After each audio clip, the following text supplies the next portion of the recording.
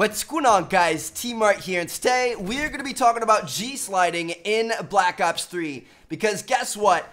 It has been removed. So this is something that I know isn't going to apply to all of you guys. If you're, into the competitive scene, if you play it or if you watch it, obviously this is going to be a pretty big deal, and this video is kind of directed towards you guys. If you don't really follow competitive and you don't really care about the G-slide, I totally understand. Feel free to click off the video because it's not really meant for you. But anyway, so I want to let you guys know that when I was at Treyarch this past week, and checking out the new DLC, like you guys can see we're playing on the new map Rise right here. I tried to G-slide. As you guys can see, I'm sitting back in the spawn, just trying over and over and over again, trying to G-slide, trying to get it. And although I'm not perfect and like I won't land every single G-slide right in a row, I am pretty good at it. I would say I hit at least like 50% of them. And I sat here on this map and on other maps trying it. It never worked. Pamaj was doing it. He G-slides a lot too. Never worked for him either. So we are both 100% convinced that in the new version of the game that we're going to be downloading on Tuesday, they're going to put an update in there which exits out the G-slide. Like there is no G-slide anymore.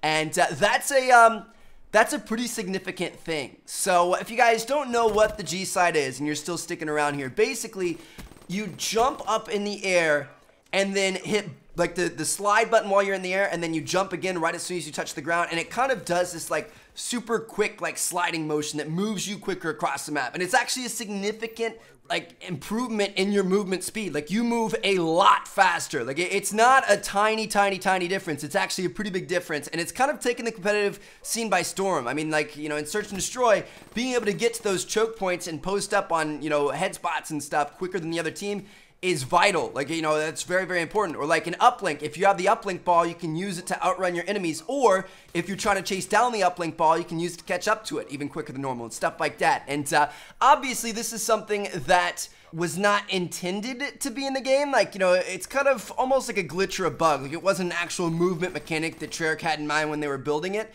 But at the same time, like, I don't think it was necessarily a bad thing, and I think I'm going to be kind of sad to see it go. So I even watched like a Nadeshot video on this recently, and he kind of had the same, literally the same like experience with it as me. When it first came out and I wasn't super consistent with it, I was kind of upset, and I was like, oh, this is dumb, it doesn't really make any sense. And it's kind of, unfair. The people that can do it are significantly better than the people that can't, because they can take map control and get to choke points and get to certain areas quicker.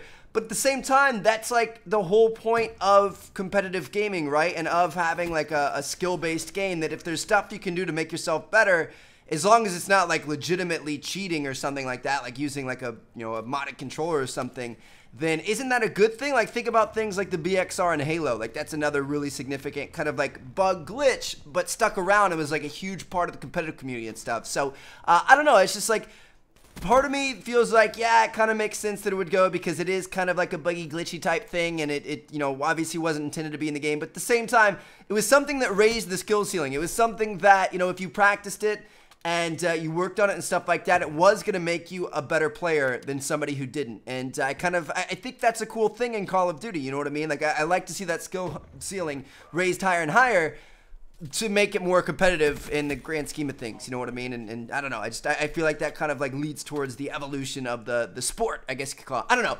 Let me know what you guys think down in the comments. Regardless, the point of this video is to let you guys know that the G-slide has been removed from Call of Duty as of this version of the game that I was playing, and I would guess that this version is going to go live for everybody starting when this DLC drops, which is pretty interesting. So anyway, thank you guys so much for watching. I'm going to catch you guys later. Check out the two screens. Seen yet? Peace out, guys.